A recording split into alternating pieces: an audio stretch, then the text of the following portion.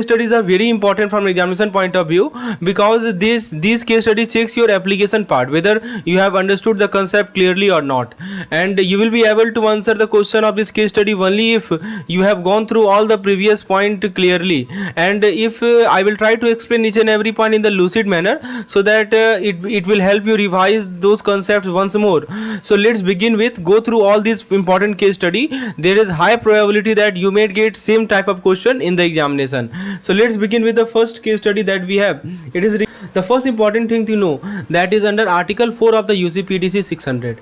So a letter of credit is completely independent from the underlying sales or contract it is based on. So what does that mean? Well, when a bank issues an LC, suppose this bank it has issued an LC, okay, it is not responsible for checking the terms of sales.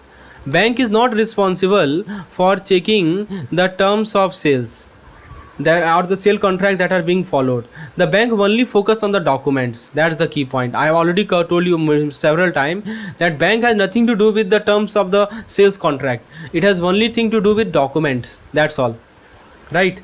The bank only focus on the document submitted under the LC. So that is all about credit versus contract. And the issuing bank is responsible, must discourage applicant from including contract or performa invoice detail in the LC.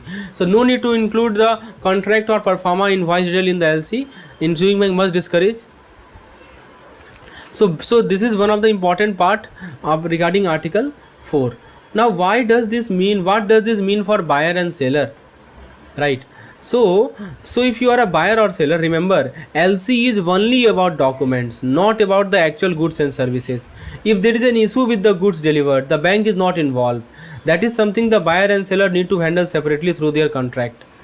So suppose goods come in a bad situation, it is not as per the said terms. So bank does not has nothing to do with that. Bank only deal with the document.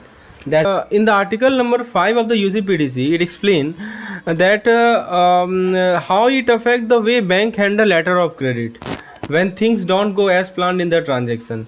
So the first thing is that banks deal with the document. I've already told you that bank deals with the document, right, and not the actual goods or services. So let me explain. If a seller ships goods to a buyer, so suppose this is the seller and this is the buyer, and this seller ships goods to the buyer, right? So the bank will only examine those documents. Bank will examine those documents only, right? It won't inspect the goods. It won't inspect the goods or not, or confirm if they match the contract between the buyer and seller. So in this case, bank will only examine those documents. It has nothing to do with, bank has nothing to do with the goods, right? So this is the point. It has been explained in Article 5 of the UCP 600. Now let's see what are some of the common issues. Now this is where things get tricky. Sometimes the buyer or the applicant refuses the document. It happens sometimes the buyer or applicant refuses the document, saying the goods don't match what was agreed upon in the performa invoice. In some cases, buyer even go to the court and get order to block the LC payment due to the contract dispute. So these are some of the common issues. Then the next is bank obligation. This question will be asked under Article 5. What is the bank obligation in such case? See, this type of case study will be asked. Suppose the LC has been issued and now applicant is refusing the document, saying it is claiming the goods do not match. So in this case, what is the obligation of the bank? Such type of question can be asked. There will be 4 options and you have to select the correct one. Try to understand. The bank obligation, even if buyer claim there has been breach of the contract, the bank is still obligated to pay. So the keyword you have to remember is still obligated to pay. That means bank has to make the payment, right? So to whom the bank is obligated to pay? Obviously to the seller, because he is the exporter. He has exported the goods. So bank is obligated to pay the seller, and the condition is that the document should comply with the LC terms. So whatever document is, it should comply with the LC terms and condition. This is one of the important condition. So even if there is a breach of the contract, that's what it has been explained. Even if there is a breach in the contract, bank must honor LC payment if the document comply with the LC term. Now the next pertinent question is, what happen when the court interfere? Right. See, sometimes court get involved by issuing a stay or injunction, right, to stop the bank from making the payment. So this can cause delay and put the whole transaction on hold. In such case, issuing bank has to wait for the court decision before proceeding. But remember, bank is not responsible for sorting out contract dispute. It can't use this dispute as an excuse to avoid payment if the documents are in order. So try to understand what I'm saying, that the bank can't use this dispute as an excuse to avoid payment if the documents are in order. That's the key point. So bank must wait for the legal reason before honoring payment, but should not use contract issue as an excuse to avoid payment. That is the issuing bank role. So we have seen what are the common issues. We have seen what is the bank obligation in such cases. We have seen what happen if the court interfere, and what is the issuing bank role in such cases when court interference is there. Can bank make excuse to of the contract issues to make payment? No.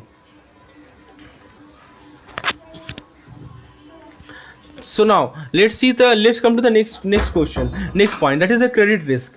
Finally, the issue of credit risk. So even though the bank is required to make the payment to the seller, obviously the bank is required to make the payment to the seller. Bank will make payment to the seller, right? So it is still the buyer responsibility to pay the bank back.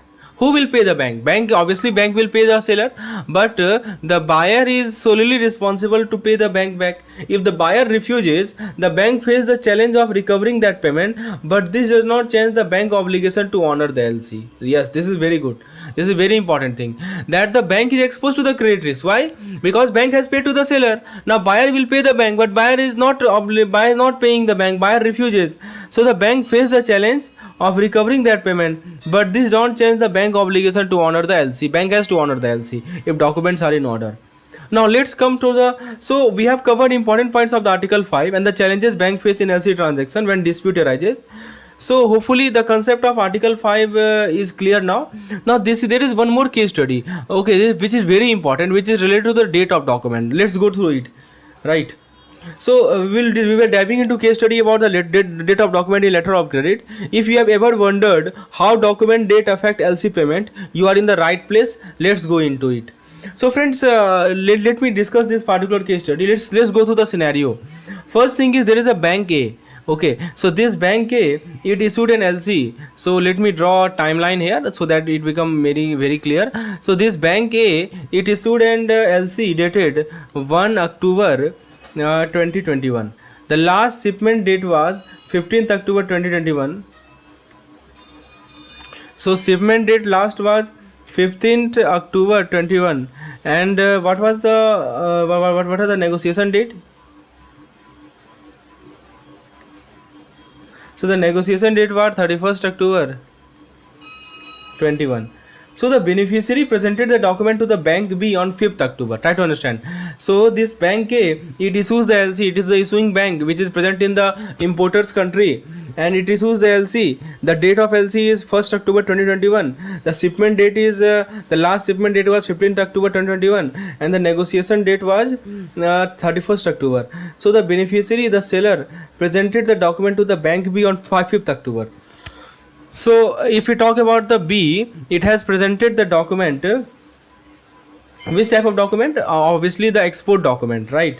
So he has made the export, and now he has all the documents, all the regarding the export of the consignment. So he submitted the document to its bank on 5th October 21, right? And with shipment occurring on, and when shipment occurred? Shipment occurred on 30th September 21.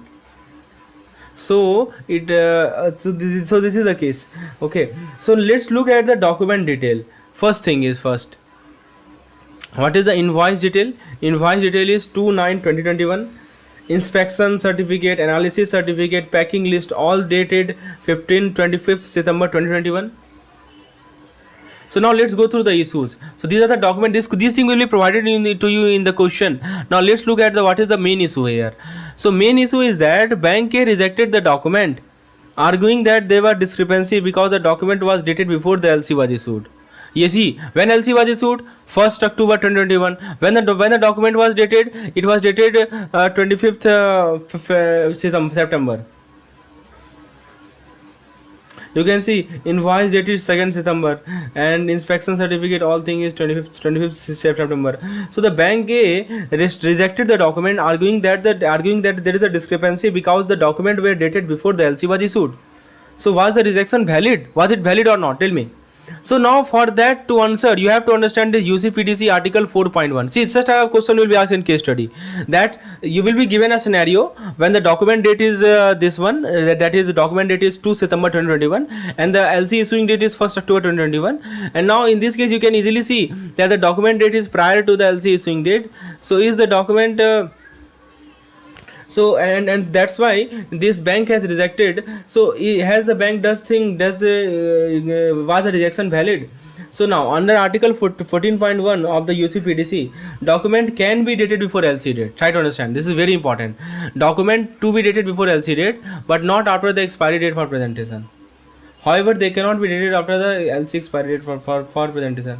This means that as long as the documents are presented within the valid period and before the LC expire, the date on the document themselves don't have to be after the LC issuance date. What I'm saying, document can be dated before the LC date. So this issue that the document date is 25th September or 2nd September and the issuing date is 1st October, this is valid, okay? But they cannot be dated after the LC expiry date. You know, every LC has an expiry date. So the document cannot be dated after the expiry date for presentation. This means that as long as the document are presented within the valid period. What is the valid period? So suppose this is the LC issuing date, it can be issued before the LC issuing date but cannot be issued after the LC expiring period. So the date on the document themselves don't have to be. What is the conclusion? What is the conclusion that we raised from this particular case study? Let me just conclude. So we have seen that the document was presented before the expiry date of the LC. Right, so document was presented. So suppose this is the expiry date, okay, and the document was presented before the expiry date, right? Document was presented before the expiry date. Also, this was dated before the LC, and this is allowed under UCPDC. Two things: before the expiry date, the document must be presented, and it can be presented before the LC opening date. So the bank A rejection was not in line with the UCPDC standard. Why? Because what the bank say? Because they say that since the document was presented before the LC date, before the LC issuing date, that's why I am rejecting. But UCPDC article 14.1 says that document can be presented before the LC issuing date, right? So that's why this bank A rejection condition, the bank's A rejection reason is not valid, right? And what about the negotiating bank? What about the negotiating bank? Tell me. So the negotiating bank acted correctly by accepting the document, right? You see, it is written here that the negotiating bank accepted the document. Right, and it is correct in accepting the document because the last negotiation done was 31st/10/2021. So negotiating bank was correct in accepting the document. There were no discrepancy. So we have seen how document date and LC rule work together to ensure a smooth transaction.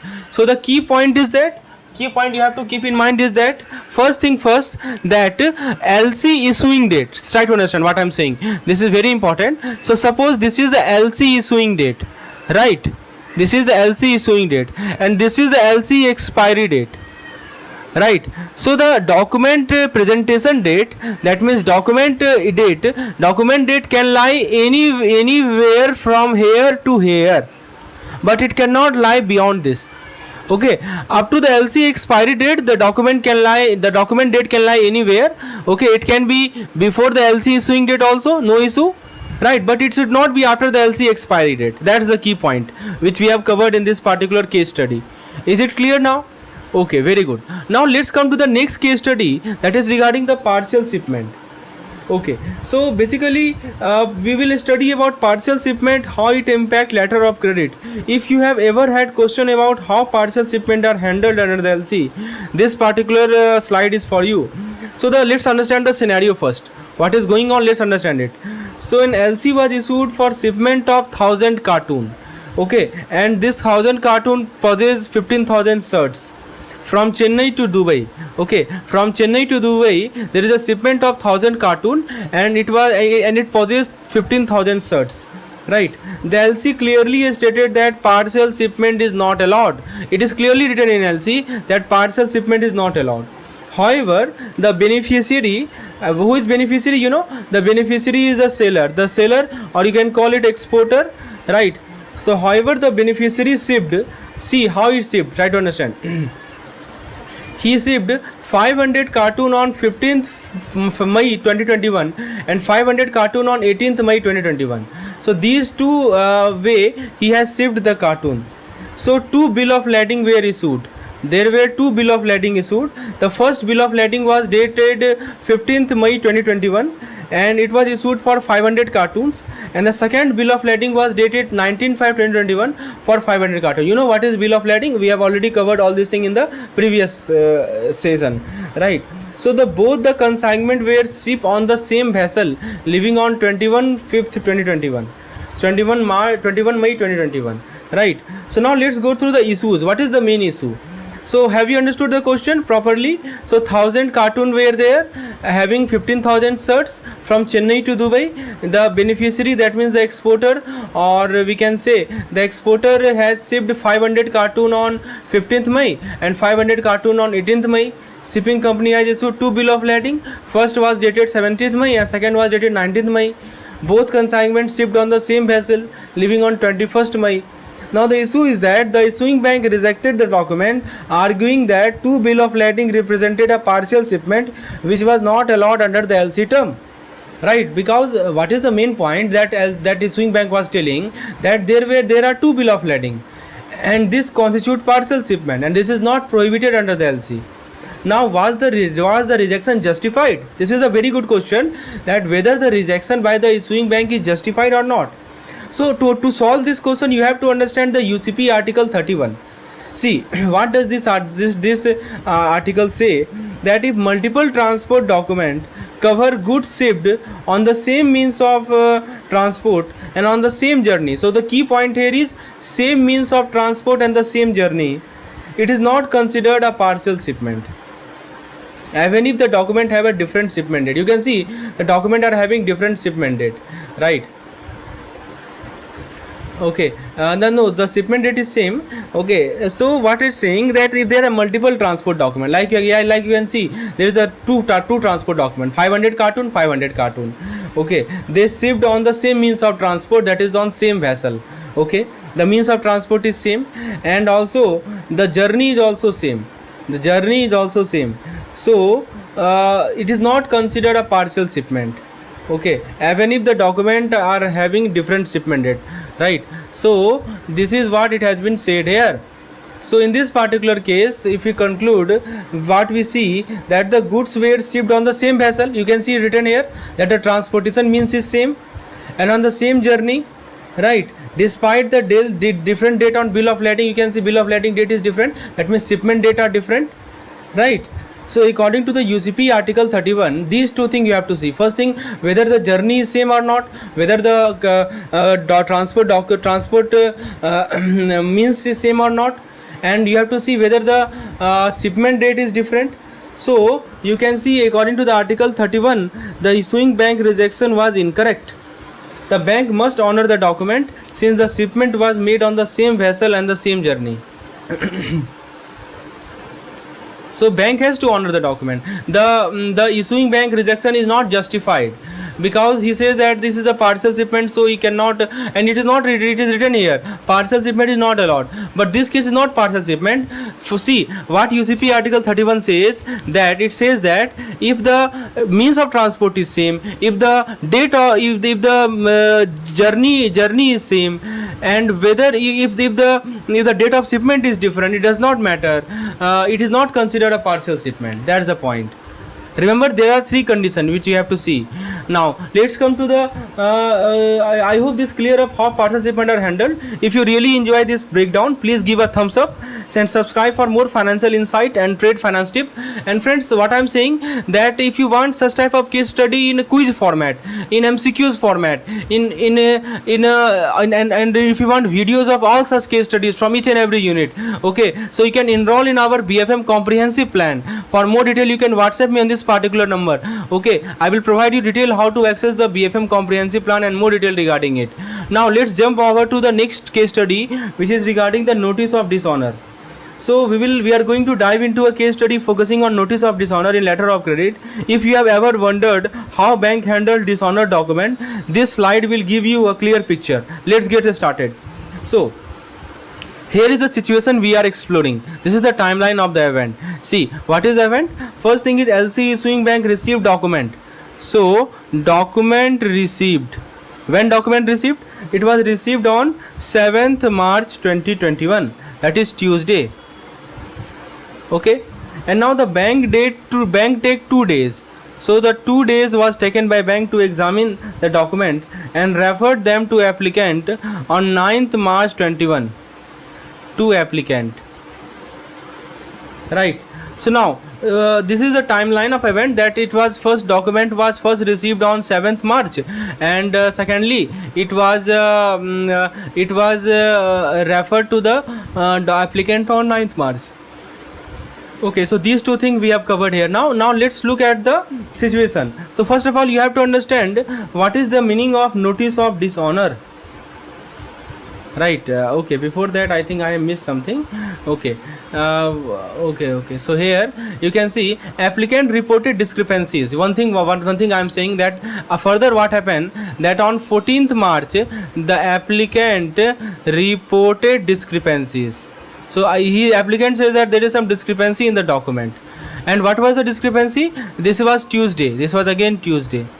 The discrepancy was that bill of lading was missing the onboard stamp and initial of the shipping company. So what after the applicant rejected it, okay, the issuing bank sent a swift rejection message to the negotiating bank on 15th March 21.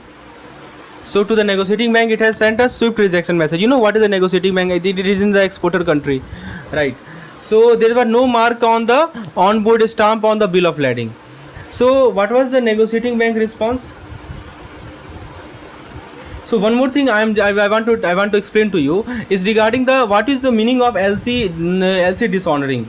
So in LC transaction, this notice of dishonoring, this word is quite common, notice of dishonor. So what does it mean? It is crucial for managing discrepancies and ensuring compliance with the LC term.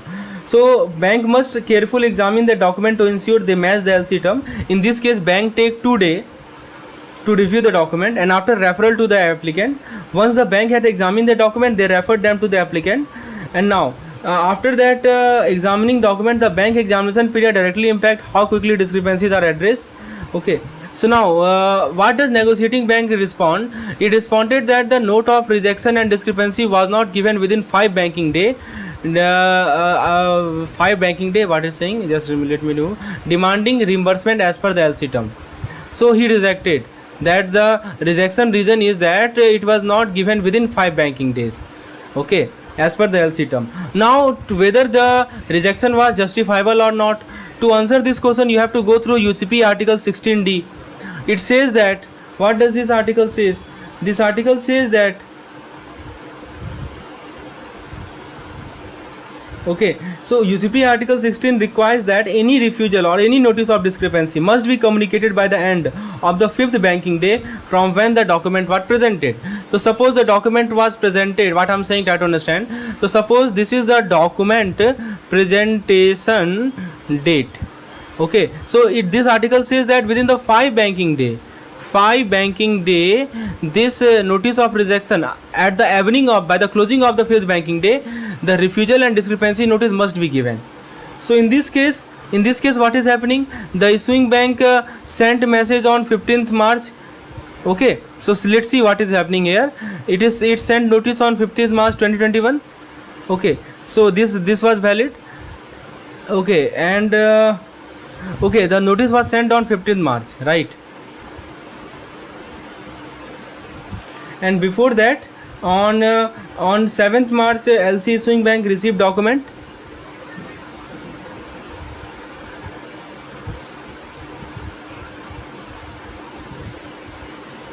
So you can see this 7th March it received document. This was Tuesday. Okay. Then 8th and 9th March it took the bank took 2 days, right, to examine. So this was Wednesday. This was Thursday. So 2 days it has taken now. Now on 10 it was Friday. What happened on Friday? And after 9th it has sent the document to the applicant. Okay, so this become 3 days. This Friday become 3 days. 11th and 12th was Saturday and Sunday, and this is and 13th March was Holi, which was holiday. See, these 3 things will be given to you in the question. 11th was Saturday, 12th was Sunday, and 13th was Holi festival, because of which bank were closed. So these 3 days were non-banking days. So after that come 14th and then 15th. So this 15th is the 5th day, right? And at the end of the 5th day, the issuing bank has sent message to the negotiating bank. So the justification of the negotiation bank that it should be sent within 5 days is wrong, because it has already been sent on the 5th banking day.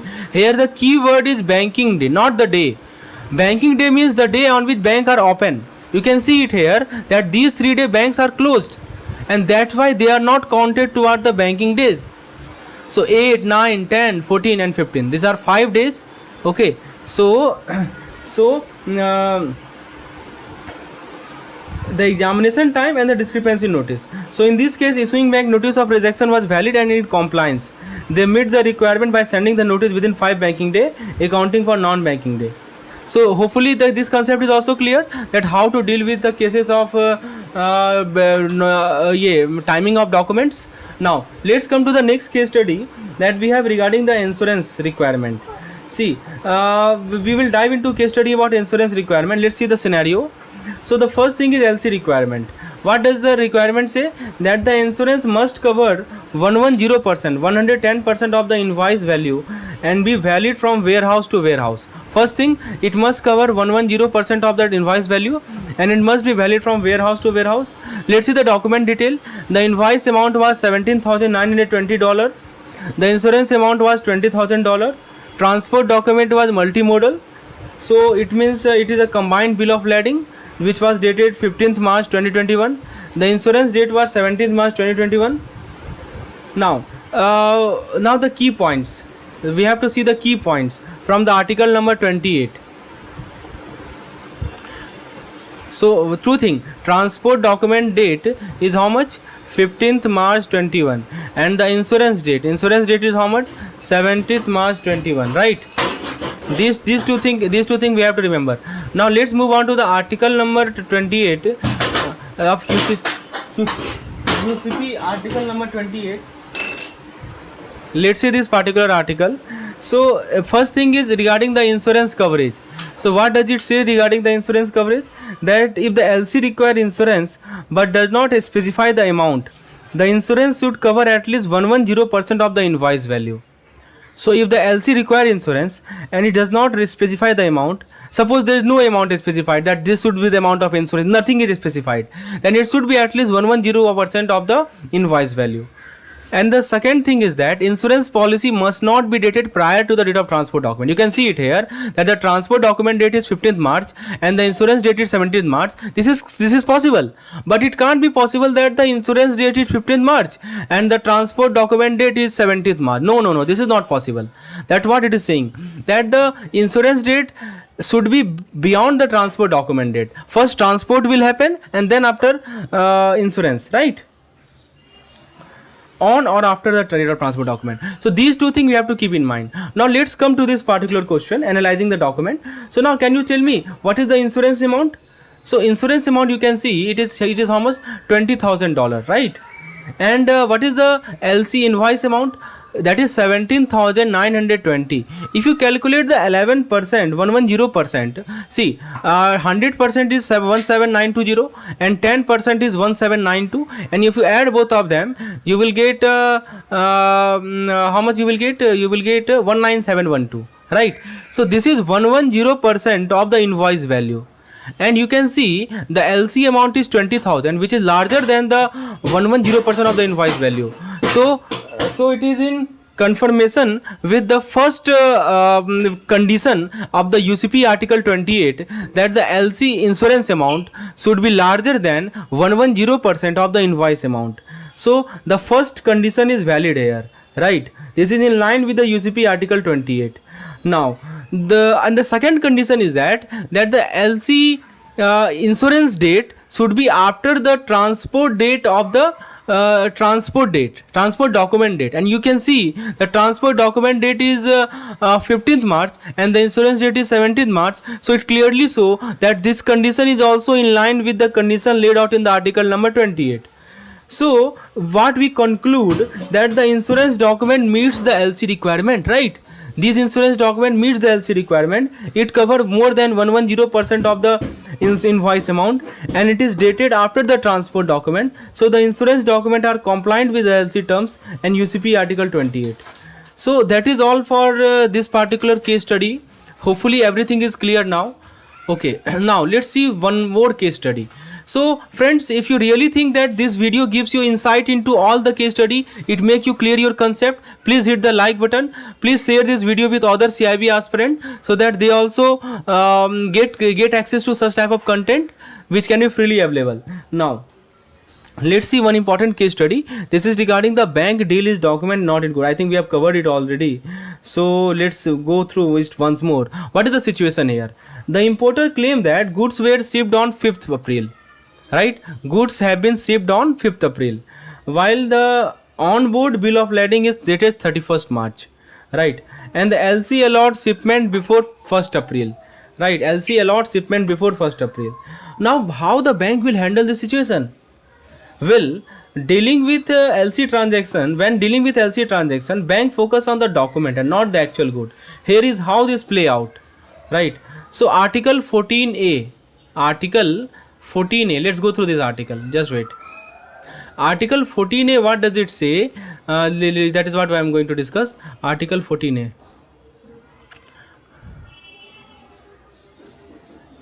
So see, this article 14A, what does it say? That the bank decisions are based on compliance of document with the terms of LC. They do not consider the actual shipment date. And Article 5 say that the bank deal with the document, not the actual goods and services. And Article 34 says that bank are not responsible for falsified document. They will honor the document as long as they comply with the LC term. So the conclusion is that bank stance is correct. The bank must honor the document as presented as they are compliant with the LC term. Discrepancies related to the actual shipment date do not impact the bank responsibility to honor the LC. So this is how it plays into picture. It comes into picture. Now let's discuss one more case study, which is regarding the LC issuing bank and advising bank responsibility. See, let's see the situation. The importer supplier did not receive the LC because the advising bank failed to advise it. Obviously, when advising bank will not advise the LC, so the importer supplier will not receive the LC. Okay, and as a result, the supplier is not demanding an increase in price. The supplier now demands, since he did not receive the goods, the supplier is now because he did not receive the LC, so he is demanding increase in price by USD 1000 due to the delay. The importer claims that opening bank, the bank that issued the LC, is responsible for this delay and the associated loss. So now, how the responsibility are managed? So here are some important articles. First comes article number 9, which says that if the advising bank failed to advise the LC, it must inform the LC opening bank immediately. I think we have covered it already. If the advising bank it has not advised the LC, so it should be communicating the same message to the issuing bank. Right, this ensures that the opening bank is aware of any issues with the advising bank performance. Now comes article number 37. What does it say? Article number 37 clarify that the opening bank is not responsible for the advising bank failure.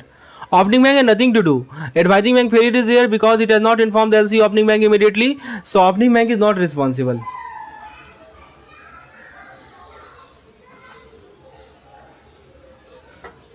So article clarify that the opening bank is not responsible for the advising bank failure, even if it is selected that bank.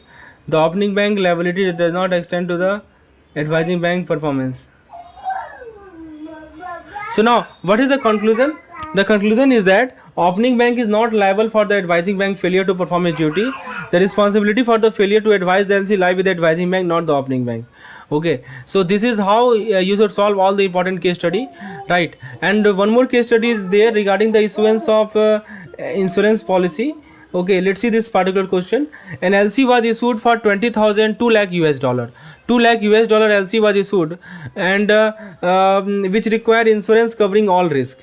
The insurance policy submitted was also for USD 2 lakh dollar, right? For USD 2 lakh dollar, the insurance policy was submitted, and it was dated 29th September 2021. The shipment date was 27th September 2021. And the policy covered was institute cargo clauses. Now, how to handle insurance policy document? According to the article 28E of the UCP 600, it says that insurance policy dated after the shipment date is acceptable. That is a transport date, that is shipment date, and insurance date after shipment date is acceptable. So as long as it covered from at least the shipment date. So in this case, the policy date is how much? 29, and the shipment date is how much? 27. So this is valid. Okay, the policy date 29/9/22 is valid. Now, what is regarding the coverage amount? So if we talk about the coverage amount, this comes under article 28F2. So it required that the insurance cover should be at least 110%, right? So if the LC does not specify the requirement, it should be at least the insurance coverage should be at least 110% of the invoice amount. What is the invoice amount here? Invoice amount here is 2 lakh dollar. Okay, and the policy is for 2 lakh. The LC required covering the LC. This is appropriate. Okay, and what about the type of insurance? The article 28G. Article 28G states that clearly specify the type of insurance required. In this case, the policy cover institute cargo clause, which meet all the requirements. So the insurance policy is acceptable, right? In this case, the insurance policy is acceptable. This is case study number 8. Now, case study number 9 is regarding the banking days. Okay, so a document for LC of euro 1,25,000 was submitted on 2nd May. The LC last date for submission was 30th April. And the 30th April and 1st May was holiday. So now, according to the article 29A, so what will happen in this case? See, document was submitted on 2nd May for this much. LC last date for submission was 30th April. And 30th April and 1st May were holiday. And it has been submitted on 2 May.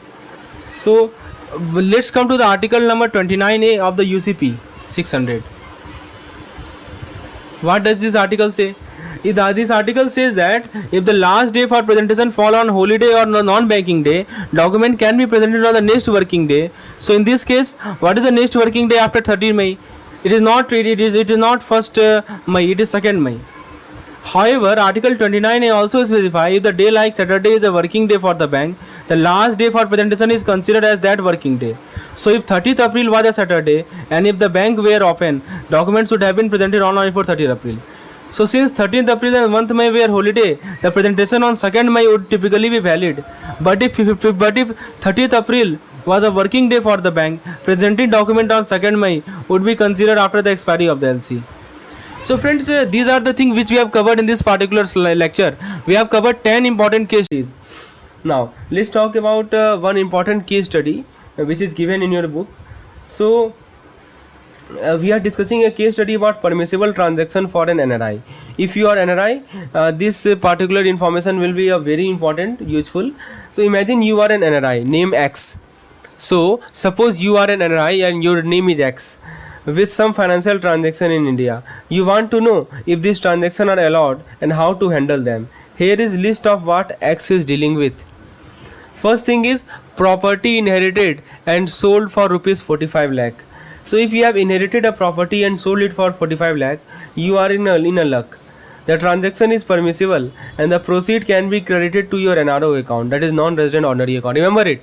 This thing you have to keep in mind, that whatever property you have inherited and you have sold for 45 lakh, the amount you get, okay, this first of all this transaction is permissible and the amount, the proceed can be credited to your non-resident ordinary account because you are an NRI. and we have already discussed that whatever proceed you are getting from India, that will be deposited in your NRO account, right? Now the next thing is monthly rent of 0.75 lakh. So if you are earning monthly rent of 0.75 lakh, this income can also be credited to your NRO account. So rent collection are straightforward and these are also allowed. The next thing is FD deposit matured for rupees 4 lakh. So suppose you have an FD, you got a fixed deposit that just mature and bought in rupees 4 lakh. No worry, you can credit this amount to your NRO account without any issue. So this can also be credited to NRO account. See, this type of case studies are asked whether property inherited amount involved can be credited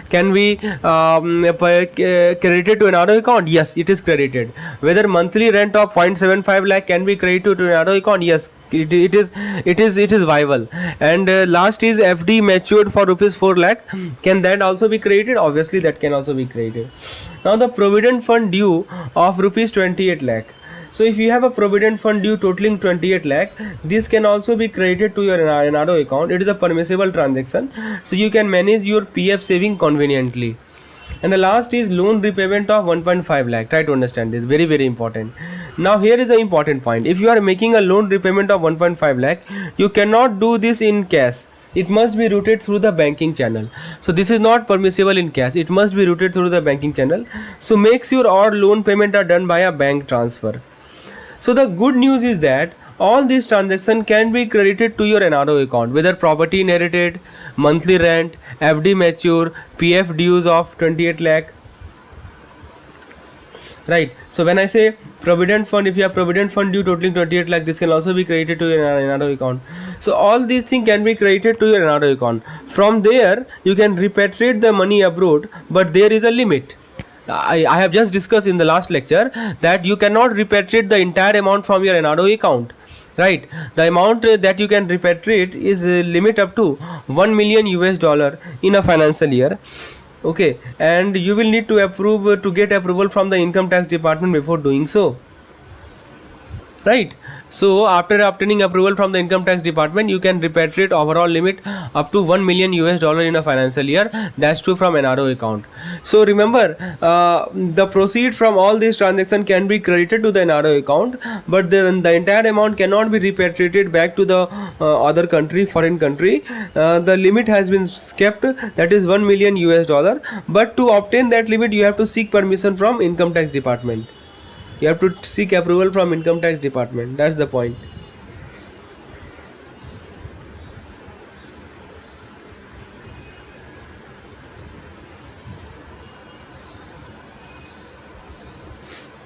So let's talk about the next case study.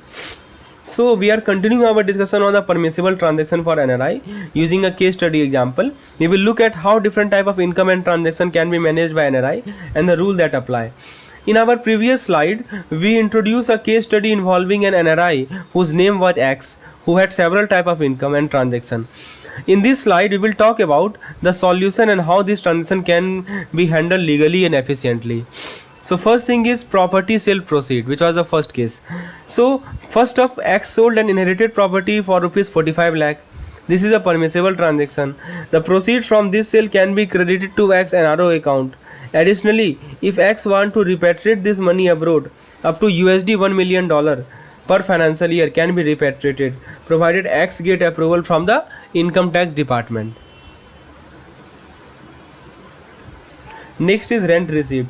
X earned a monthly rent of 0.75 lakh. This rental income is also permitted to be credited to the NRO account. So X can receive rent payment without any issue. Next is matured fixed deposit. So what about the fixed deposit that matured for rupees 4 lakh? Since this FD were opened with rupee resource, it is perfectly fine to credit the proceed from the maturity to the NRO account. This means that X can easily access the money through the NRO account. The next thing is provident fund dues. So X has also PF dues with total amount 28 lakh. So these dues are legitimate and permissible to be credited to the NRO account.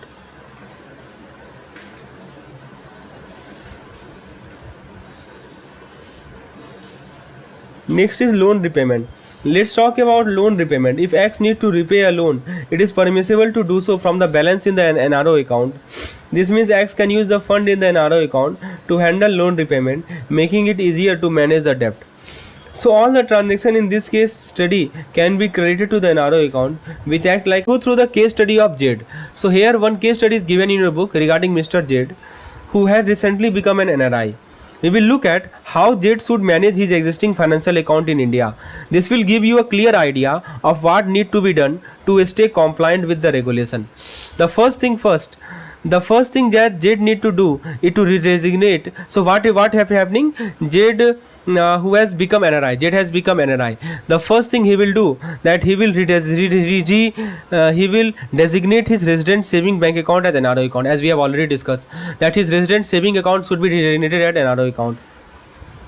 This change ensure that Jade account status align with his new NRI status, right? So C, account status should align with NRI status. That is the key point. I am already talking about this thing several times. Remember, holding a resident saving account as an NRI is not permitted under Indian regulation. Next thing is resident joint account. So suppose Jade also hold a joint account with his wife. In this case, the joint account should be converted to an NRO account with former or survivor instruction. Right. So this joint account should be converted to an NRO account with former or survivor instruction. With Jade should be listed as a former, his wife should be listed as the survivor. This setup ensures that his wife will have seamless access to the account if something happened to Jade. So we are seeing that once a person status changes, he become NRI, how his existing account changes. So his resident saving account should be converted to an NRO account. Regarding his housing loan, right? So this particular person Jade also hold and has an housing loan that needs to be updated to reflect his NRO status. So the bank should be notified of the Jade change in his residential status.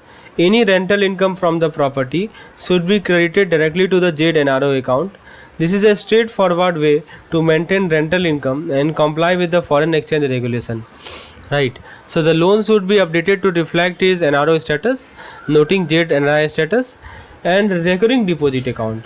So the Jade should redesignate his existing recurring deposit as a RD NRO account. This change allows Jade to continue earning interest on his recurring deposit while ensuring that account complies with NRI regulation. And finally comes Demat account. So lastly, Jade's Demat account should be updated to show that account holder is now an NRI. This will help in managing investment in shares and securities while following the regulatory guidelines applicable to NRI. So you can see we have seen that once a person become NRI, what happens to his resident saving account, what happens to his resident joint account, what happens to the housing loan, what happens to the RD account, and finally what happens to the Demat account. All these things we have. Who has decided to return to India? Right now, A has two type of account. The first account is NRO account, which is non-resident ordinary account with a 12 lakh balance, and second account he have is NRE account, that is non-resident external account with a balance of 72 lakh. So what should A do with this account when coming back to India? Let's break it down. So first up let's talk about the NRO account. Right, first of all let's talk about the NRO account. This is quite simple. NRO account can be converted back to the regular resident saving account. So it can be converted into regular resident saving account. No big changes, just makes you to update the status with the bank. So NRO account will be converted to resident saving bank account, right? And now let's talk about the NRE account. So here A has few options. The money in the NRE account can be converted into something called RFC account, which we have already discussed. So NRE account money can be converted to RFC account, right? So what is RFC? Resident foreign currency account. This can be done either partially or it can be done completely. It can be done partially or it can be done completely, right? So depending on how much of the fund A want to keep in the foreign currency, A want how much of the fund in foreign currency depends. So this NRE into RFC conversion can be done partially or completely. So here are two type of RFC account. The first is saving account and the second is fixed deposit account. So the saving account work just like your regular bank account, while the fixed deposit option let you lock in your money for a specific period to earn interest. So if let's talk about if A has an RE fixed deposit, those can also be converted into RFC account once they mature. So option to convert mature NRE fixed deposit account into RFC account. The same goes for FCNRB account. I think you know what is FCNRB, foreign currency non-resident.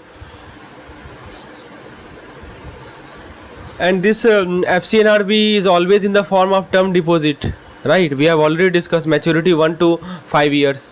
So this FCNRB can also be converted to RFC account. Either it is saving account or fixed deposit account, fully or partially. Basically the idea is to give A the flexibility to keep the money in foreign currency or to convert it into Indian rupees based on what makes the most sense. So that's the basic idea. When I say resident foreign currency account, so obviously it means what? The currency is in foreign currency only, right? The currency has not been changed. It is not in Indian rupees. So it basically idea is to give the flexibility to this NRI to keep the money in foreign currency or it converted into Indian rupees based on what make the most sense. So what about the joint account, right? So what about suppose this particular NRI was having joint account.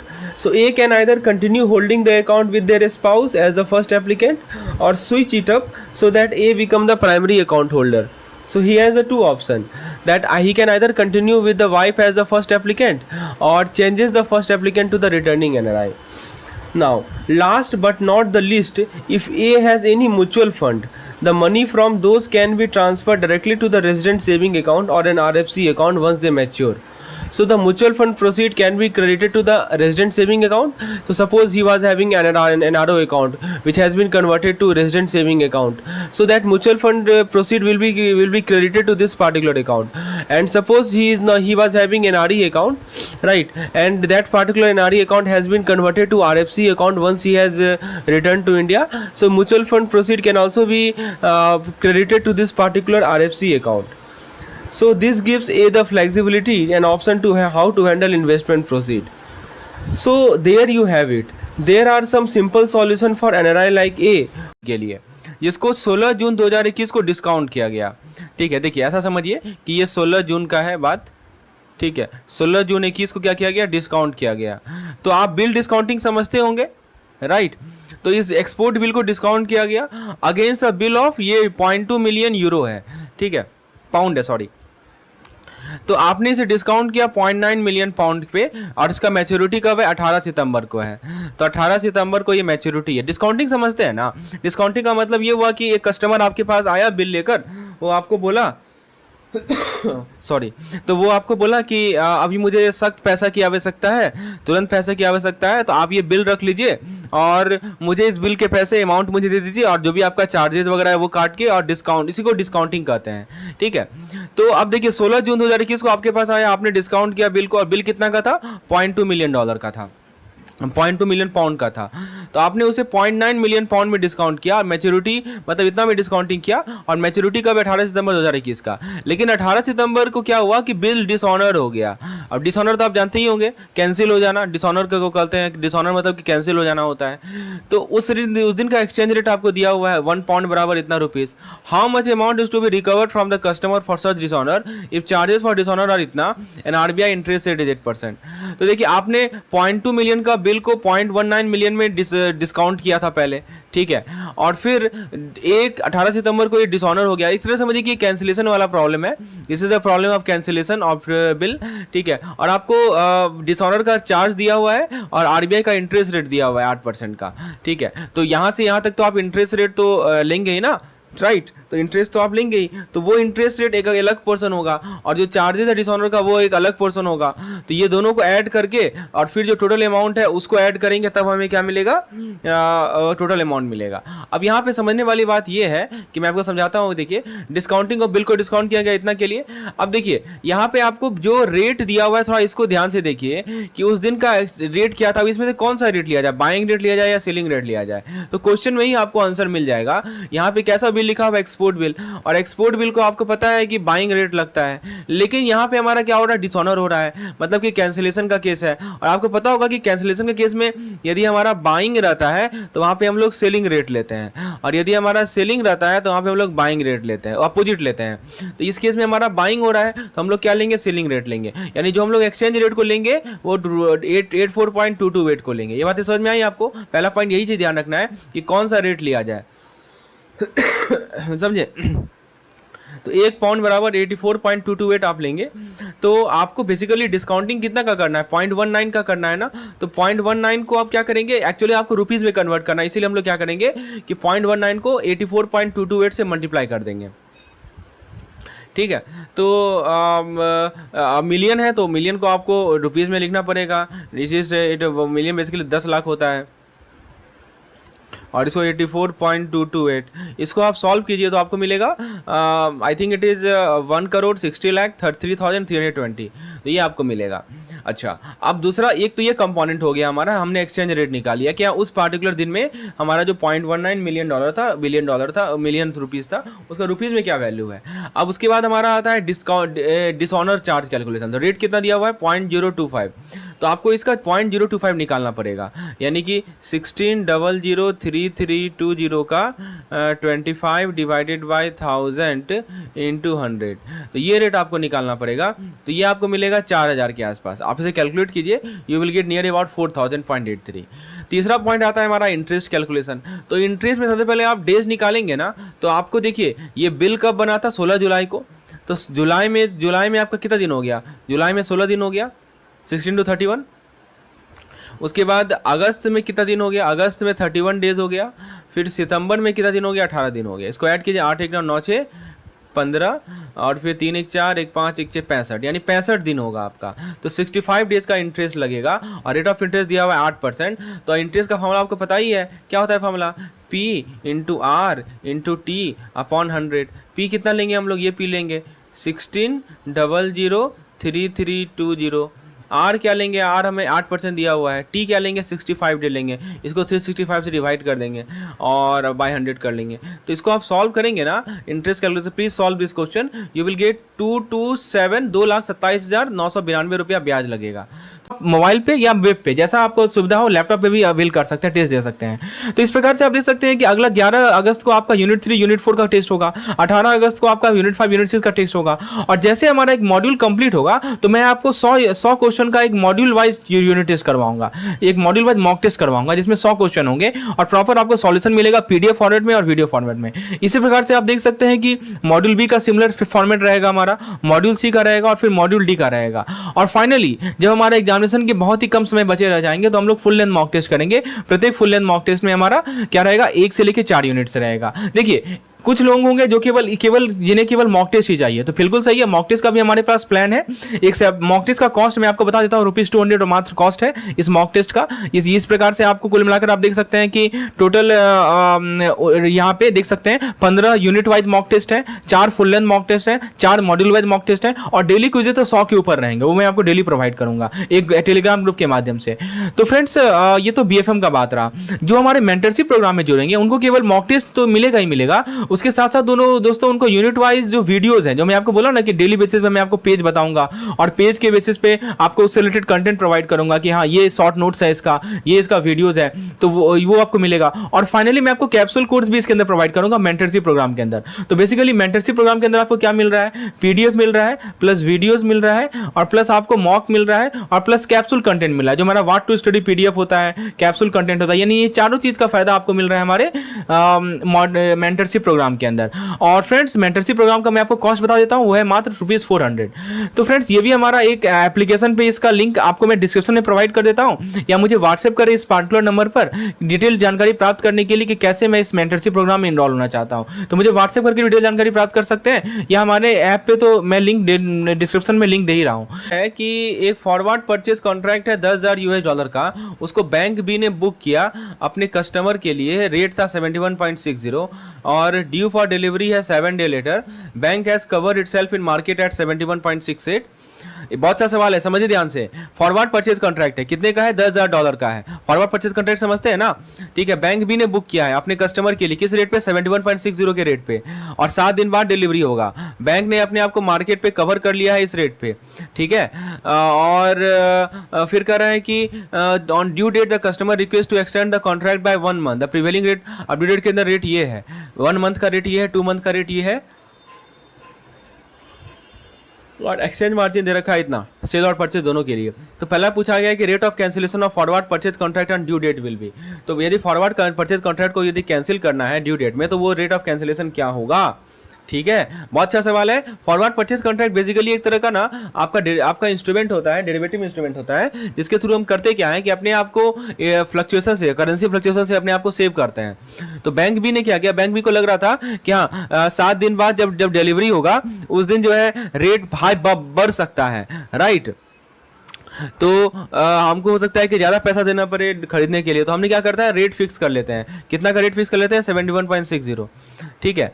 और उसके बाद due date में क्या हुआ कि spot rate दिखा इसको 70.10। तो बैंक तो बोल रही है कि सस्ता है, तो बैंक चाहेगी ना कि हम कैंसिल करवा लें फॉरवर्ड परचेज कॉन्ट्रैक्ट। अब सवाल है कि फॉरवर्ड परचेज कॉन्ट्रैक्ट यदि बैंक कैंसिल करवाना चाहे तो कैंसिलेशन का रेट क्या होगा, ठीक है। जैसे मान लीजिए कि आप एक कॉन्ट्रैक्ट खरीदते हैं, डॉलर को एक्सचेंज करना है इंडियन रुपीज में, फिक्स रेट है 71.60, राइट। फिक्स रेट कितना है? 7660, बैंक भी। लेकिन आप जो है कैंसिल कराना चाह रहे हैं कॉन्ट्रैक्ट को, तो कैंसिल कराने के लिए बैंक को आपको डॉलर बेचना पड़ेगा, राइट, और इंडियन रुपीज खरीदना पड़ेगा आपसे। तो वो करंट मार्केट रेट को यूज करेगी। करंट मार्केट रेट क्या है? 70.10 है, देखिए यहाँ लिखा हुआ है 70.10 को यूज करेगी। लेकिन बैंक एक फी भी चार्ज करेगी, यानी कि 0.10%। यहाँ देखिए मार्जिन लिखा हुआ है 0.10%। तो आप क्या कीजिए, इस फी को अपने मार्केट रेट से सब्ट्रैक्ट कर लीजिए, यानी कि 70.10 का आप 0.10% निकालेंगे तो आपको बेसिकली इतना मिलेगा, ठीक है। तो जैसे समझिए कि आप एक परचेज को रिटर्न कर रहे हैं, आपने कोई चीज़ खरीदा और आप उसको रिटर्न करना चाह रहे हैं, तो बैंक भी कैलकुलेट करिए कि वापस आपको कितना दे, ठीक है। तो बैंक बी ने एक फॉरवर्ड परचेज कॉन्ट्रैक्ट बुक किया, $10,000 का है, यहाँ देखिए लिखा गया है $10,000 का बुकिंग हुआ है, ठीक है। और रेट क्या है? 71.60 for the customer during 7 days. Bank भी अपने आप को कवर कर लिया इस रेट पे। कस्टमर कॉन्ट्रैक्ट को एक्सटेंड करना चाह रहा है 1 मंथ से, ठीक है। तो पहला है कैंसिलेशन रेट को निकालने का। तो कैंसिल करने के लिए बैंक बी को यूएसडी बेचना पड़ेगा, आईएनआर खरीदना पड़ेगा। प्रिवेलिंग स्पॉट रेट इतना है, तो बैंक यूएसडी बेच रही है तो उसको लोअर रेट मिलेगा स्पॉट रेट का, जो कि 70.10 है, लेकिन एक्सचेंज मार्जिन है 0.10% का। तो आप 70.10 का 0.10% निकाल लीजिए और उसको माइनस कर दीजिए, तो लगभग 70.03 आएगा। तो जो कैंसिलेशन का रेट होगा ड्यू डेट में वो 70.03 होगा। सिंपल सी बात है, बात करें, जब भी कॉन्ट्रैक्ट कैंसिल किया जाएगा तो बैंक भी यूएसडी बेचेगी और आईएनआर खरीदेगी स्पॉट रेट पे इतना माइनस स्मॉल एक्सचेंज मार्जिन इतना, इस कारण से 70.03 होगा। फिर से वही सवाल है, फ्यूचर कॉन्ट्रैक्ट है, डिलीवरी फरवरी 21 में होने वाला है, यूएसडी इतना अगेंस्ट स्पॉट एक्सचेंज ऑफ इतना, also future contract of euro इतना, फॉर डिलीवरी इतना, ट्रेडेड है इतना, ठीक है। तो what are loss and profit by spot rate of GP. अब यहाँ पे देखिए ये अलग तरह का सवाल है, इसमें आपको क्या दिया हुआ है कि 2 तरह का फ्यूचर कॉन्ट्रैक्ट हो रहा है। एक तो हमारा जीबीपी में हो रहा है, ग्रेट ब्रिटेन पाउंड में हो रहा है, ठीक है। डिलीवरी कब हो रहा है? 25 फरवरी को, ठीक है। और यूएसडी दिया हुआ है 1.350, कितना दिया हुआ है? 1.350, और स्पॉट एक्सचेंज रेट है 1.40। और दूसरा है कि फ्यूचर कॉन्ट्रैक्ट है, यूरो का दिया हुआ है 20,000 का, ठीक है। और डिलीवरी कब होना है? 24 फरवरी को डिलीवरी होना है। इसको ट्रेड किया जा रहा है 1.20 यूएसडी पे, स्पॉट रेट दे रखा है 1.25 पे। चलिए अब आगे बढ़ते हैं कि लॉस और प्रॉफिट बायर को कितना होगा यदि जीबीपी का जो स्पॉट रेट है वो इतना है। बढ़िया सवाल है। तो आपको प्रॉफिट या लॉस बताना है बायर को, ठीक है। तो हमें क्या करना पड़ेगा कि फ्यूचर प्राइस को स्पॉट प्राइस से कंपेयर करना पड़ेगा डिलीवरी डेट में, तभी जाके हम प्रॉफिट लॉस बता पाएंगे। ठीक है, तो फ्यूचर कॉन्ट्रैक्ट है जीबीपी का $25,000 का, 25,000 जीबीपी का, और फ्यूचर प्राइस दे रखा है 1.350, इनिशियल स्पॉट एक्सचेंज रेट 1.40 दिया हुआ है, देखिए यहाँ दिया हुआ था इनिशियल स्पॉट एक्सचेंज रेट जो है 1.40 है, यहाँ लिखा है ना against spot exchange rate of इतना।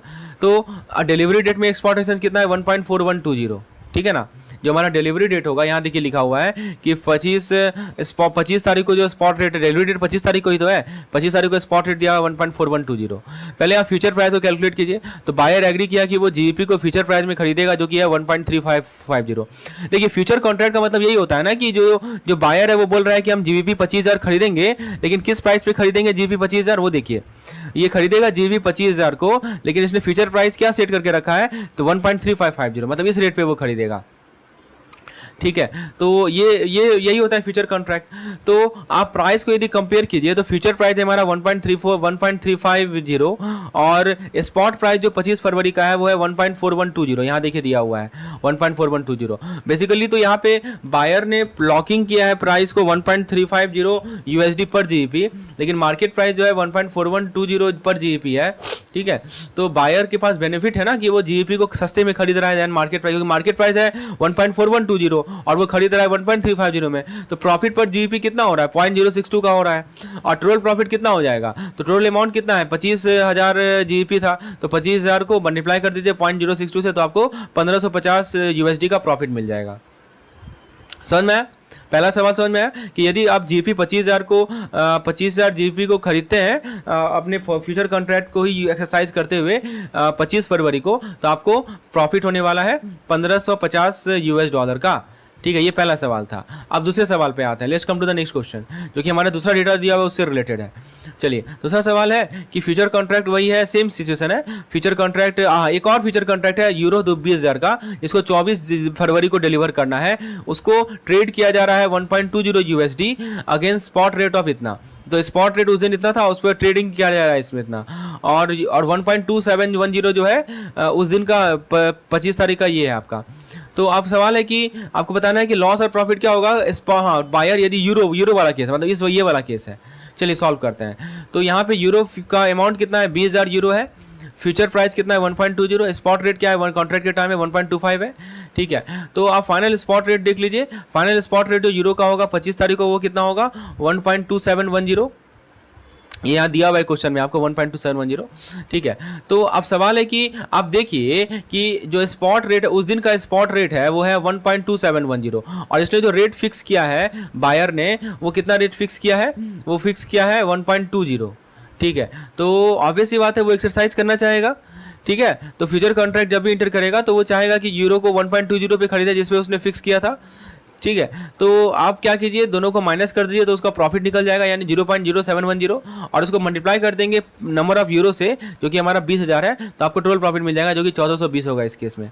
फिर से वही सवाल है, इसमें देखिए इस तरह का केस स्टडी पूछा गया था। फ्यूचर कॉन्ट्रैक्ट है इतना, US डॉलर इतना पे इसने ट्रेड किया, स्पॉट एक्सचेंज रेट इतना है, फिर फ्यूचर कॉन्ट्रैक्ट इतना का है, ट्रेड किया इतना पे, स्पॉट एक्सचेंज रेट इतना है। व्हाट इज द प्रॉफिट या loss to buyer on euro future if the spot. देखिए स्पॉट रेट हमने 1.18 कर दिया, आप बताइए क्या प्रॉफिट या लॉस है। ये मॉड्यूल सी का सवाल है। ठीक है, बताइए अब आप देखिए स्पॉट रेट को हमने 1.18 कर दिया। ठीक है, आप समझिए कि जब 25 तारीख आएगा तो उसको 1.18 ये यूरो का वैल्यू 1.18 यूएसडी होगा, और अभी जो 1 यूरो का वैल्यू है हमने जो फिक्स कर रखा है वो 1.20 है, तो वो तो एक्सरसाइज नहीं करेगा अपने फ्यूचर कॉन्ट्रैक्ट को, क्योंकि वहाँ पे लॉस हो रहा है उसको। ठीक है, तो नहीं, यहाँ पे कोई ऑप्शन नहीं होता है। ठीक है, तो वो 1.20 स्पॉट जो भी रहे, तो यहाँ पे बायर जो है बेच सकता है यूरो को final spot rate of 1.18 I bought in the future of USD. ठीक है, तो लॉस कितने का होने वाला है, सेट लिया ही गया है ऐसे। एक्चुअली इसको मैं क्वेश्चन थोड़ा सही से लिख देता हूँ, ये क्वेश्चन सही से लिखा नहीं गया है, मैं बता देता हूँ। इसमें आपको पूरा BFM का कंप्लीट सिलेबस का कवरेज है, सभी चैप्टर से क्वेश्चन लिए गए हैं। देखिए दिया हुआ है currency rate of interest per annum. ठीक है, और यहाँ पे मंथ दिए गए हैं। ठीक है, अब देखिए यहाँ पे क्वेश्चन को थोड़ा सा मैं यहाँ पे सही से लिख देता हूँ, क्योंकि यहाँ पे देखिए पहले हम लोग यहाँ पे देखते हैं, ये सब करेंसी है यूएसडी, और ये है हमारा 3 मंथ का, ये है 6 मंथ का, और ये है 12 मंथ का। तो यहाँ पे क्या दिया हुआ है बेसिकली आपको, ये करेंसी सेट है और कॉरस्पॉन्डिंग करेंसी सेट का आपको interest rate, currency rate of interest दिया हुआ है। तो ये जो 1.5 2.5 देख रहे हैं ना, ये रेट ऑफ इंटरेस्ट है, समझे। तो 3 महीना में जो यूएसडी का रेट ऑफ इंटरेस्ट है वो 1.5% है, 6 महीना में जो यूएसडी का इंटरेस्ट रेट है वो 2% है, 12 महीना में जो यूएसडी का इंटरेस्ट रेट है वो 2.25% है। उसी प्रकार से सऊदी रियाल की बात करें तो 3 महीना में रेट ऑफ इंटरेस्ट 6.5 है, 6 महीना में 7.5 है, 12 महीना में 8.5 है। आईएनआर की रेट ऑफ इंटरेस्ट की बात करें तो 3 महीना में 5.75, 6 महीना में 6% और 12 महीना में 6.25। तो ये आपको समझ में आ गया, ठीक है। तो ये बेसिकली क्या है, रेट ऑफ इंटरेस्ट है corresponding to different month, 3 month, 6 month and 12 month. अब सवाल है कि व्हाट विल बी, ये सवाल एग्जैक्टली 5 नंबर का केस स्टडी आया था इसी प्रकार से, बहु यही क्वेश्चन ही था जो मैं आपके सामने प्रस्तुत कर रहा हूं। What will be the 6 month USD forward rate if spot dollar is 73.75। क्या कर रहा है कि स्पॉट डॉलर जो दिया हुआ है यानी $1 जो है वो 73.75 रुपीज़ है, ठीक है। तो आपसे पूछा जा रहा है कि 6 मंथ फॉरवर्ड रेट क्या होगा, 6 मंथ फॉरवर्ड रेट क्या होगा, आपको ये डेटा का यूज करना है। चलिए आइए सॉल्व करते हैं इसको। आपके सामने 4 ऑप्शन दिया रहेगा इस प्रकार से, तो इसका तरीका मैं बता देता हूं कैसे आपको सॉल्व करना है। बेसिकली आर्बिट्रेज से मिलता जुलता कंसेप्ट है। देखिए सबसे पहले आज का आप पहले आप क्या कीजिए, 6 मंथ का यूएसडी का इंटरेस्ट रेट देख लीजिए और आईएनआर का, क्योंकि यूएसडी और आईएनआर के बीच का ट्रांजेक्शन हो रहा है, ठीक है। तो 6 मंथ का आप यूएसडी और आईएनआर का इंटरेस्ट रेट देख लीजिए। तो यूएसडी का 6 मंथ वाला 2% है और आईएनआर का 6% है ना। तो आप यहाँ पे लिख दीजिए 6% और 2%, वही मैंने यहाँ लिखा है। 6 मंथ यूएसडी 2% है और 6 मंथ आईएनआर 6% है, ठीक है। तो इसका मतलब क्या हुआ, आज के डेट में जो आपको स्पॉट रेट दिया हुआ है वो क्या दिया हुआ है, 1 यूएसडी बराबर 73.75। एक बार फिर से देखिए, ये दिया हुआ है ना स्पॉट रेट, 1 यूएसडी बराबर 73.75 आईएनआर, बिल्कुल सही है, ठीक है। तो आप इसको क्या कीजिए ना, 100 से मल्टीप्लाई कर लीजिए। 100 से क्यों मैं कर रहा हूँ, क्योंकि दोस्तों 100 से कैलकुलेशन करना आसान होता है, इसीलिए मैं 100 से मल्टीप्लाई करने कर रहा हूँ। तो पहले आप लिखिए कि $1 बराबर 73.75 रुपीज, इसको भी 100 से मल्टीप्लाई कीजिए, इसको भी 100 से मल्टीप्लाई कीजिए। तो ये कितना हो जाएगा, $100 नहीं हो जाएगा, और ये कितना हो जाएगा 737375 नहीं हो जाएगा। तो इससे क्या हुआ, डेसिमल मेरा हट गया, डेसिमल हट जाता है तो काफ़ी आसान हो जाता है चीज़। अब आप क्या निकालिए, इंटरेस्ट निकालिए दोनों साइड में, राइट। तो इंटरेस्ट कैसे दोनों साइड में निकालेंगे, तो आपको पता है कि डॉलर पे जो इंटरेस्ट रेट है वो कितना है, 2% का है, और आईएनआर पे कितना है, 6% का, अभी मैंने लिखा है ना, ठीक है। तो इंटरेस्ट रेट, इंटरेस्ट कैसे निकालेंगे, तो आपको इंटरेस्ट का फॉर्मूला पता है ना, क्या होता है इंटरेस्ट का फॉर्मूला बताइए। इंटरेस्ट का फॉर्मूला होता है, मैं यहाँ इस साइड में लिखता हूँ, P into R into T upon 100, ठीक है। तो सबसे पहले आप क्या करेंगे, सबसे पहले आप लेफ्ट हैंड साइड का इंटरेस्ट निकालेंगे और फिर राइट हैंड साइड का इंटरेस्ट निकालेंगे। कैसे निकालेंगे ये मैं आपको समझाता हूँ। देखिए यहाँ पे मैं, देखिए पहले प्रिंसिपल हमारा 100 हो गया, क्योंकि $100 का इंटरेस्ट पी हो गया मेरा। रेट ऑफ इंटरेस्ट कितना है, 2% है डॉलर का, और टाइम जो है हम लोग 6 महीना का लेंगे तो 6/12 कर देते हैं, ठीक है, क्योंकि ईयर से डिवाइड कर लिए, मंथ में हो गया, और फिर डिवाइडेड बाय 100, ठीक है। अब आईआर का निकालिए तो 7375 मल्टीप्लाइड बाई आपका ये रेट ऑफ इंटरेस्ट यहाँ 6% है, अपॉन 6 इंटू 12, 6/12 अपॉन 100। देखिए जब तक आप कीजिएगा नहीं ना तब तक आप गलती कीजिएगा ही कीजिएगा, इसीलिए करना मैं कर रहा हूँ। तो इसको आप सॉल्व कीजिए, तो ये सॉल्व करेंगे ना तो ये पता है कितना हो जाएगा, ये पूरा 1 आएगा, और इसको सॉल्व करेंगे ना तो ये आएगा आपका 221.25। तो ये क्या निकल गया, इंटरेस्ट निकल गया, ठीक है। यहाँ तक क्लियर है। अब आपने इंटरेस्ट जब निकाल लिया तब आपको क्या करना है, एक तरफ इंटरेस्ट निकला 1, एक तरफ इंटरेस्ट निकला हमारा 221.5। इसको मैं इरेज कर देता हूँ ऊपर वाले को, ठीक है। ये तो आप यहाँ तक तो आप समझ गए होंगे कि कैसे ये डिराइव हुआ है, ठीक है। तो अब क्या करना है कि आपका जो टोटल अमाउंट होता है उसका फॉर्मूला क्या होता है, प्रिंसिपल प्लस इंटरेस्ट, यही ना होता है। तो प्रिंसिपल हमारा कितना था यूएसडी का प्रिंसिपल था आपका 100, याद है, यूएसडी का प्रिंसिपल कितना था, 100 था, ठीक है। तो क्या करेंगे, 100 हमारा प्रिंसिपल है और उसमें हम इंटरेस्ट जोड़ देंगे तो ये अमाउंट हो गया। और इधर कितना प्रिंसिपल था, 7375 प्लस 221.25 ये था, और फिर दोनों को इक्वेट करते। बेसिकली यहाँ पे आप क्या कीजिए ना, डॉलर डाल दीजिए सिंबल, और यहाँ पे क्या कीजिए आप आईएनआर सिंबल डाल दीजिए, ठीक है। तो बेसिकली क्या होगा कि $101 बराबर, इसको यदि आप जोड़ते हैं तो कितना आता है, इसको जोड़ते हैं तो 7596.25 आता है। कितना आता है, 7596.25। इसको कैलकुलेट करेंगे ना तो आएगा 7596.25। सवाल में आपसे क्या पूछा जा रहा है कि 6 महीना बाद पर डॉलर कितना रुपीज़ होगा, तो 1 आईएनआर कितना हो जाएगा, 7596.25 डिवाइडेड बाई 101, यूनिटरी मेथड। इसको कैलकुलेट करेंगे तो यू विल गेट 75.25, 75.21, तो ये हमारा आंसर हो जाएगा। तो 75.21 इज द करेक्ट आंसर। तो यही मेथडोलॉजी आपको अप्लाई करना है ऐसे सवालों में। अब दूसरा सवाल देखिए, what will be the 12 month USD forward rate if spot dollar is 74। तो सबसे पहले यहाँ पे क्वेश्चन को पढ़िए, क्या लिखा जा रहा है, आपसे पूछा जा रहा है कि 12 महीना का यूएसडी फॉरवर्ड रेट क्या होगा। तो आपको दिया क्या हुआ है कि $1 बराबर 74.00 INR।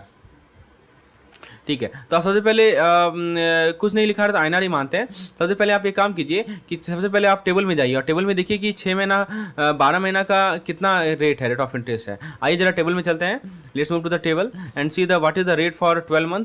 देखिए यहाँ पे 12 मंथ यूएसडी दे रखा है 2%। ठीक है, तो 12 मंथ का हम डेटा यहाँ लिख देते हैं क्योंकि बार बार इस डेटा का यूज होगा। ठीक है, तो 12 मंथ का यूएसडी दे रखा है कितना, 2%, सॉरी 6, यहाँ देखिए ये तो 6 महीना, ये है 2%। ठीक है, और 3 6 12 नहीं सॉरी 12 का 2.25% है। कितना है, 2.25%। तो यूएसडी का है 2.25% और आईएनआर का है 6.25%। ठीक है, तो ये आपको समझ में आ गया। चलिए, तो अब हम लोग वापस क्वेश्चन में आते हैं। ये डाटा आपको बार बार यूज़ करना पड़ेगा, अपने क्वेश्चन से इसको नोट कर लेना होगा। ठीक है, तो एक काम करते हैं, इसको हम स्क्रीनशॉट ले ही लेते हैं इसका, ताकि बार बार हमको यहाँ पे नहीं आना पड़े। राइट, चलिए, तो इसको हम लोग इसका हमने स्क्रीनशॉट रख लिया है आपके एक पर्पज़ के लिए, ताकि बार बार हमको यहाँ ना आना पड़े। अब देखते हैं, सो 12 मंथ पे आते हैं हम लोग। 12 मंथ वाले केस पे आते हैं। तो 12 मंथ में हमको क्या बेसिकली है कि आपको करंट स्पॉट रेट दिया हुआ है, इसको 100 से मल्टीप्लाई करना है। कीजिए ना कीजिए कोई फ़र्क नहीं पड़ता है यहाँ पे। राइट, यहाँ पे देखिए, यहाँ 12 मंथ फॉरवर्ड रेट, हाँ स्पॉट डॉलर दिया हुआ है 74.00। राइट, तो 74.00 स्पॉट से आप स्टार्ट करेंगे और 100 से मल्टीप्लाई कर दीजिए दोनों तरफ। 100 से क्या रहता है ना, आसान रहता है, इसीलिए 100 से करते थे गुना। तो यहाँ कितना हो जाएगा, $100 बराबर 7400 INR हो जाएगा। अब इस पर आप इंटरेस्ट निकालिए। इंटरेस्ट कैसे निकालिएगा, इंटरेस्ट निकालिएगा आप 100 को मल्टीप्लाई कर दीजिए 2.25 से, और इसको 1 ईयर का है तो 1 लिख दीजिए, अपॉन 12 से करना नहीं, अपॉन 100 कर दीजिए। ठीक है, तो ये आ जाएगा लेफ्ट हैंड साइड आपका। और फिर राइट हैंड साइड क्या आएगा, राइट हैंड साइड आएगा आपका 7400 इंटू 6.25 इंटू 1 अपॉन 100। इसको कैलकुलेट कीजिए तो आपको मिल जाएगा 2.25। इसको कैलकुलेट कीजिए तो आपको मिल जाएगा 462.5। तो ये हमारा इंटरेस्ट कंपोनेंट है। और आपको अमाउंट से मतलब है ना, you are concern with amount, तो इंटरेस्ट और प्रिंसिपल को जोड़ेंगे तभी तो अमाउंट मिलेगा। और ये हमारा अमाउंट है, सॉरी ये हमारा प्रिंसिपल है, तो इन दोनों को ऐड करेंगे तब हमें अमाउंट मिलेगा। उसी तरह 7400 हमारा प्रिंसिपल है और 462.5 हमारा इंटरेस्ट है, दोनों को ऐड करेंगे तो अमाउंट मिलेगा। चलिए करते हैं ऐड। देखिए, आप यदि 100 और 2 को जोड़ेंगे ना, सेम चीज़ सेम कैलकुलेशन है, बार बार हम लोग कर रहे हैं। तो यदि आप 100 और 2 को ऐड करेंगे तो ये आपको ये मिलेगा, और ये इसको ऐड करेंगे तो ये मिलेगा। तो बेसिकली क्या आ रहा है इक्वेशन कि $1 इतना डॉलर, सॉरी इतना डॉलर बराबर इतना रुपीज़। तो $1 बराबर कितना हो जाएगा, यूनिटरी मेथड यूज कर लीजिए। ठीक है, यूनिटरी मेथड आप यूज करेंगे तो आपको जो है $1 बराबर मिलेगा 76.89। समझ में दोस्तों कैसे कैलकुलेट किया जाता है। उसी तरह आपसे पूछा जा रहा है कि 3 month Saudi riyal forward rate क्या होगा यदि स्पॉट सऊदी रियाल 19.32 दिया हुआ है। तो ठीक है, आप सबसे पहले देख लीजिए कि इंटरेस्ट रेट कितना है सऊदी रियाल का। यहाँ पे देखिए सऊदी रियाल का 3 मंथ पे बोल रहा है ना, तो 3 6 12, 3 मंथ में 6.5 है, आईएनआर का 5.75 है। इसको नोट कर लीजिए, कितना कितना है सऊदी का 6.5 और आईएनआर का कितना है, आईएनआर का है I think it is 5 point कितना था, एक बार देख लेते हैं। आईएनआर का है 5.75, कितना है 5.75। ये नोट कर लिया हमने क्योंकि ये बार बार काम आएगा। अब देखिए, अब आपको स्पॉट दिया हुआ 19.32, तो सबसे पहले क्या करेंगे आप, सबसे पहले आप लिखेंगे 1 रियाल। अब रियाल का मुझे याद नहीं है कैसे लिखा जाता है। 1 रियाल बराबर 19.32 रुपीज़। ठीक है, 100 से गुना कर देंगे तो 100 रियाल कितना हो जाएगा, 9132 हो जाएगा। अब इसको क्या करेंगे, इसका आप इंटरेस्ट निकालेंगे। इंटरेस्ट निकालने के लिए क्या करेंगे, परसेंटेज ऑफ इंटरेस्ट कितना है 6.5 है, तो 100 इंटू 6.5, 3 मंथ का रहा है तो 3 को 12 से डिवाइड कर देंगे, अपॉन 100 हो जाएगा। और इधर क्या हो जाएगा 9132 इंटू 5.75 इंटू 3 अपॉन 12 इंटू 100। तो इसको आपको इंडिविजुअली कैलकुलेट करना पड़ेगा दोनों तरफ, तो वो मैंने कर रखा है आपके लिए। तो एक तरफ आएगा 1.625, एक तरफ इधर क्या आएगा 1.625 रियाल, इधर क्या आएगा 27.7725 रुपीज़। तो बेसिकली तो 1 रियाल क्या हो जाएगा, इसको डिवाइड कर दीजिए इससे, तो ये आपका आ जाएगा फॉरवर्ड रेट। समझ में आया? तो ये सऊदी रियाल का निकल गया। अब उसी तरह पूछेगा 6 महीना सऊदी रियाल बता दो, तो बेसिकली आपसे कुछ भी पूछे इस तरह का सवाल में तो आप कर सकते हैं कि नहीं कर सकते हैं, सिंपल सा चीज़ आप कर सकते हैं। तो फ्रेंड्स होपफुली आपको ये केस स्टडी बन जाएगा यदि इस तरह का सवाल रिपीट होता है तो। दोस्तों आपको मैं बता दूं कि इस तरह का बहुत सारा क्वेश्चन है, हमने पिछले 5 साल से ऑब्जर्व किया है BFM के क्वेश्चन को, और हमारे पास लगभग इस तरह के बहुत सारे क्वेश्चन है जो कि प्रीवियस ईयर में आ चुके हैं। यदि आप इसको अवेल करना चाहते हैं दोस्तों आपको मैं अपना क्रैश कोर्स प्रस्तुत करता हूं मात्र 125 रुपए में। आपको PDF, videos, mock test, quick revision session सब कुछ मिल रहा है हमारे क्रैश कोर्स में, BFM के क्रैश कोर्स में। आप मुझे व्हाट्सएप कर सकते हैं इस पार्टिकुलर नंबर पर, यानी तो डिस्क्रिप्शन सेक्शन में जाइए, वहाँ पे मैंने क्रैश कोर्स का लिंक अपलोड कर दिया है, आप वहाँ से परचेज कर सकते हैं मात्र 125 रुपीज़ में। तो होपफुली आप आगे बढ़ते हैं हम लोग। इस क्वेश्चन को समझ गए होंगे कि किस प्रकार का क्वेश्चन यदि आपसे पूछा जाए कि पूछे कि 6 मंथ फॉरवर्ड रेट कितना होगा, 9 मंथ फॉरवर्ड रेट कितना होगा, तो आपको क्या करना है, सबसे पहले जो आपको टेबल दिया हुआ है इंटरेस्ट रेट का उसको पढ़ना है, फिर आपको ये जो फॉर्मूला मैंने बताया इसी को फॉलो करना है। इस प्रकार के 5 सवाल आए थे, जैसे कि आप यहाँ देखिए, what will the 12 month Saudi riyal forward rate if the spot Saudi riyal is 18। अब 12 मंथ सऊदी रियाल कर रहा है तो सबसे पहले क्या करेंगे, सबसे पहले आप लिखेंगे कि 1 रियाल बराबर 18 रुपीज़ लिखेंगे, 100 से मल्टीप्लाई कर देंगे, 100 रियाल बराबर 1800 रुपीज़। फिर आप देख लीजिए चार्ट से कि 12 मंथ का रियाल कितना है, इंटरेस्ट 8.8% है, और इंडिया का कितना है 6.25%। तो ये आपको दिया हुआ है 8% और 6.25%, ठीक है। तो इसको क्या करेंगे, इसको लिख देंगे 8 से गुना कर देंगे, और 1 महीना 1 साल का है तो पूरा हो जाएगा अपॉन 100। और इधर क्या करेंगे 1800 इंटू 6.25 इंटू 1/100 सॉल्व कर लीजिए, फिर ऐड कर दीजिए और दोनों को इक्वेट कर दीजिए, तो आपको एक रियाल कितना सऊदी के बराबर है वो निकल जाए। First thing is imagine a textile exporter who sell cloth and fabric abroad. Last year they made sales of 300 lakh and this year they expect to sell even more, around 500 lakh.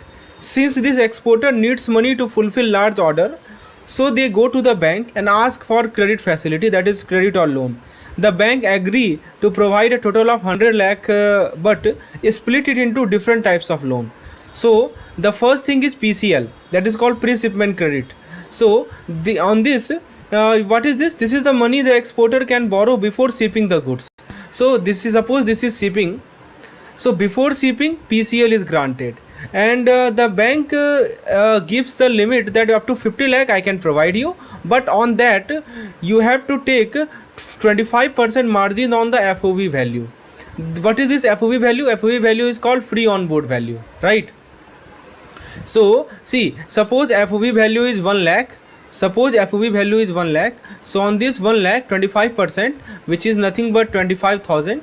So this 25,000 is borne by the exporter, and the remaining 75%, which is 75,000, this will be borne by the bank. Bank will provide.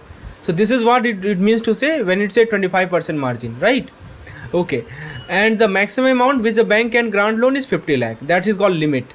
And now after shipment, some bank also grant loan in the form of post shipment credit, and you know these 3 things which is written here, like FBP, FBD, FBN, all these 3 things are the part and parcel of this post shipment finance, that is called PSL.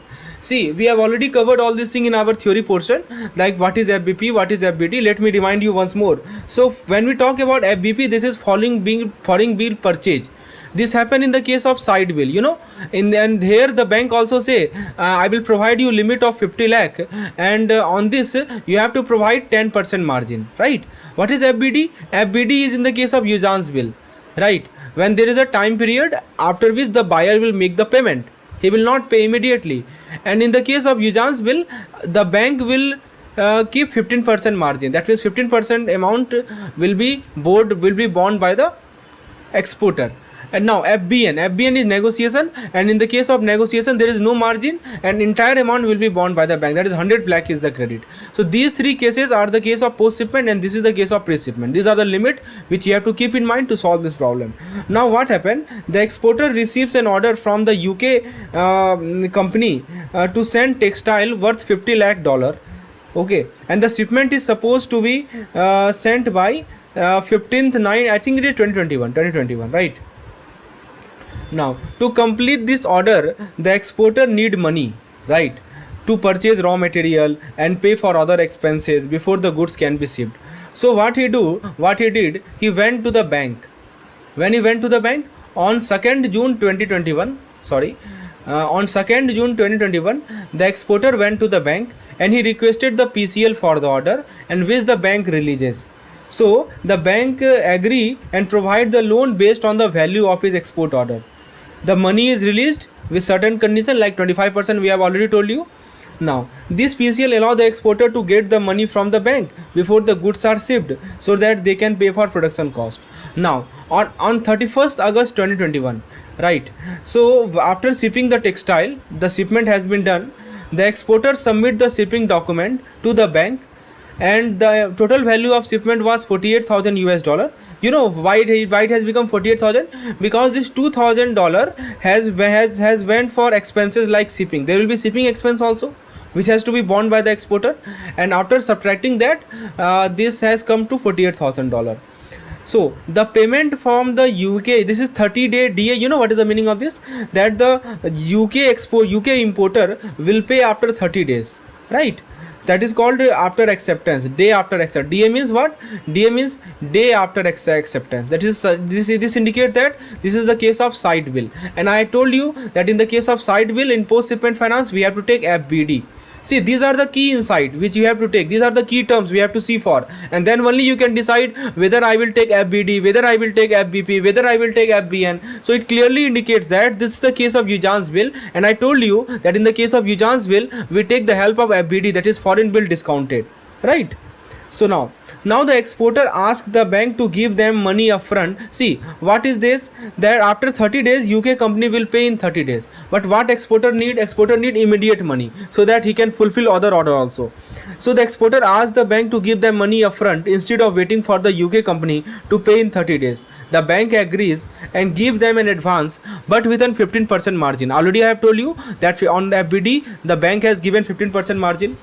So also the bank, what the bank did? The bank adjusted the amount that was borrowed as PCL earlier and deduct interest. Bank will obviously deduct interest. Now comes the realization of document. So by October 29, 2021, the value date was 27, 2021, right? The UK company finally paid the amount to the exporter bank, and this money is credited in the Nostro account. But the foreign bank charges a fee which was $250 for this transaction. So now what are the interest rate? You can see up to 180 days the PCL charges, bank charges 8.50 interest rate, and for post shipment up to 90 days 8.50 and 10.50 after that. And overdue interest rate is what? So if the bank payment is late, the bank charges a higher interest rate of 12.50. Now the next thing, they have provided you the exchange rate. The exchange rate is given on two dates. The first date on which pre-shipment credit was granted by the bank, and the second date on which post-shipment credit was granted. On the date pre-shipment credit was granted, the bill buying rate was 75.20 and the bill selling rate was 75.40. Now see, first of all you have to decide whether to take bill buying rate and whether to take the bill selling rate. So you have to go to the basics. See what is happening here. This is the bank and this exporter is going to the bank. Okay, I am explaining the case of PCL, right? So exporter is going to the bank. Exporter says that I have received an order of $50,000. So provide me the finance. So in this case, bank is taking dollar from the bank is providing rupees to the exporter, right? So you can also say that if we talk about this exchange rate, so this exchange rate means how much worth $1 is as compared to Indian rupees, right? So on June 2, 2021, the exchange rate was 75.20. This means the rate at which bank could buy dollar from the exporter. So you can say that bank is buying $50,000 from the exporter and he is paying rupee. That is what is happening. So we will take the bill buying rate.